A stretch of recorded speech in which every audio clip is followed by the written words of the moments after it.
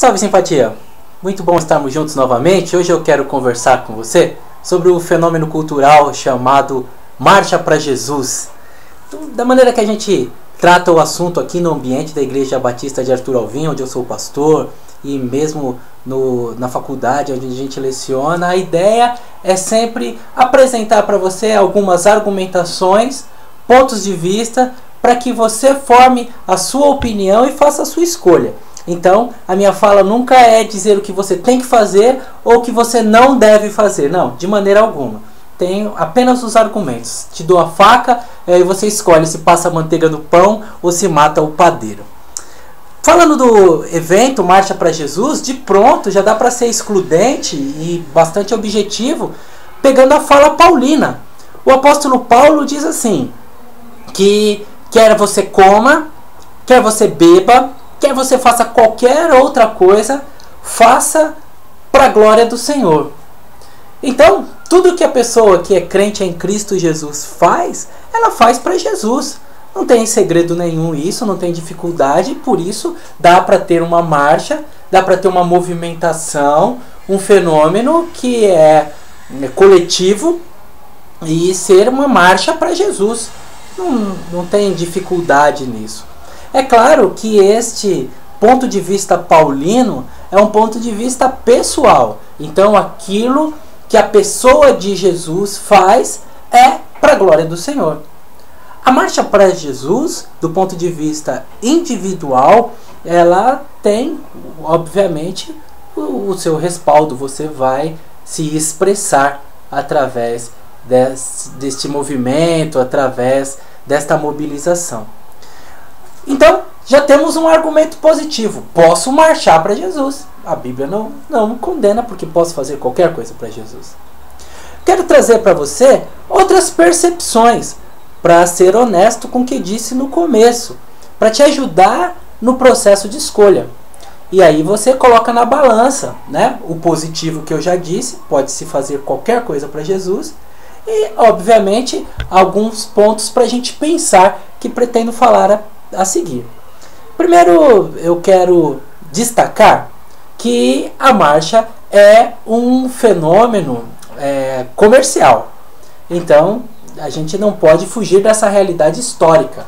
Quando lá na década de 80, início da década de 90, a marcha veio para o Brasil, os seus idealizadores no Brasil fizeram um movimento comercial. Tinha o desejo de impulsionar a venda de discos na época, CDs, nessa transição das bandas gospel, um movimento gospel que estava se caracterizando. E vender camisetas, alguns dos líderes eram donos de estamparia, gerou toda uma movimentação. Assim como em 1949 o João Dória trouxe para o Brasil o Dia dos Namorados, uma mobilização comercial para aquecer o mercado, assim como foi criado o Dia das Mães pelo mesmo João Dória e com o mesmo objetivo de aquecer as vendas, a Marcha para Jesus é um movimento então comercial.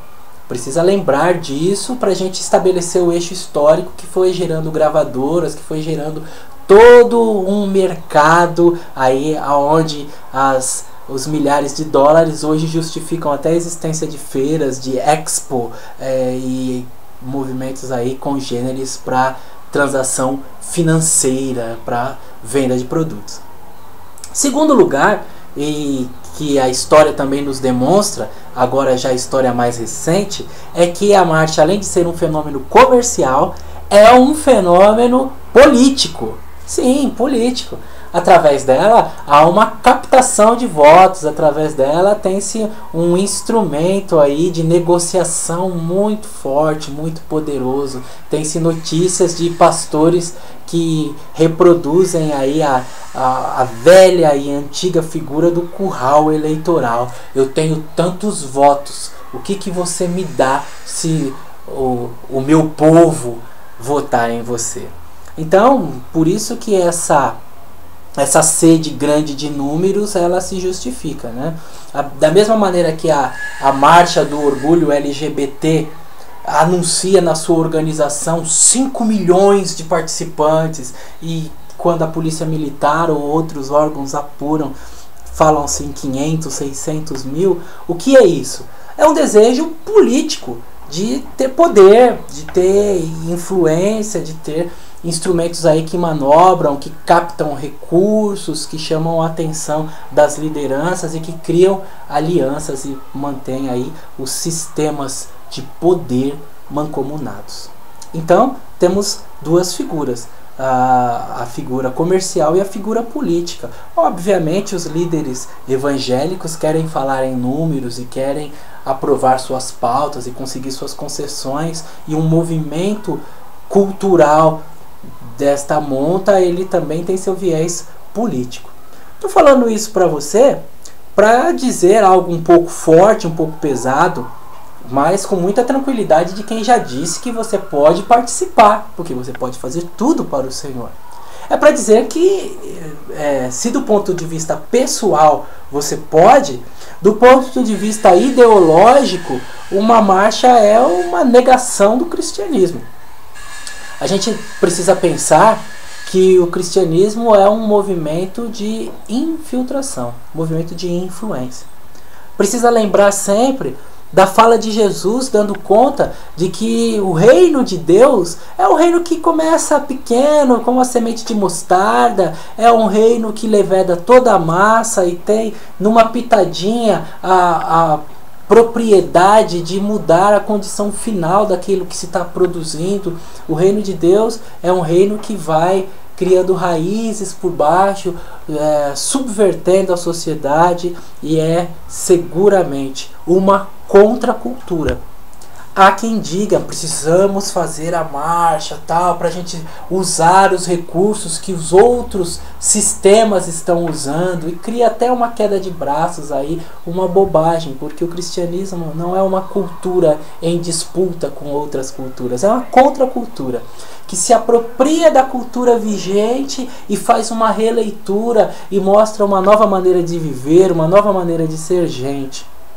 Então, o reino de Deus não é o reino do movimento, não é o reino da agitação, não é o reino que se toma através de um evento pontual, a marcha em um dia. É do dia a dia, da vida que influencia, do amor ao próximo, da mão estendida, da capacidade de socorrer, do ombro amigo, de não ser levado pelo consumismo exacerbado e não se deixar iludir com uma série de itens que nos são oferecidos. Eu estou dizendo para você que, do ponto de vista ideológico do cristianismo, uma marcha é a negação do cristianismo. Quando chegaram os discípulos lá no evento narrado no livro de Atos, e que as pessoas falaram, aqueles que alvoroçavam o mundo chegaram aqui, eles estavam se referindo às pessoas que estabeleceram um novo jeito de viver, cheio de esperança, onde os filhos honravam os pais, os empregadores não exploravam os empregados faziam com alegria como para o Senhor, onde pegavam aquilo que lhes sobrava e depositavam nos pés dos apóstolos, e ninguém tinha necessidade de coisa alguma, todos tinham tudo em comum, e aquela multidão dos que creram era só um coração. Quem olhava de fora falava, não, este movimento é diferente, eles estão alvoroçando o mundo. Não é o alvoroço, portanto, do trio elétrico, do carro alegórico ou de qualquer espécie de oba-oba. Coloquei para você a liberdade que você tem de ir, e coloquei para você algumas possibilidades que você precisa refletir sobre a natureza do reino, que não é feito de movimentações ou de eventos marcantes, mas da vivência diária, da possibilidade política de alguém estar se capitalizando em cima da sua boa vontade, da sua pureza, da mobilização aí comercial, da possibilidade de ser apenas um ponto aí de exploração de um novo mercado. Você escolhe. Eu penso que cabe uma oração, que Deus nos guarde da nossa influência se limitar a um dia, que Deus nos ajude a impactar a sociedade influenciando, que Deus conceda-nos o privilégio da nossa oração no silêncio do nosso quarto fazer mais barulho do que o carro alegórico.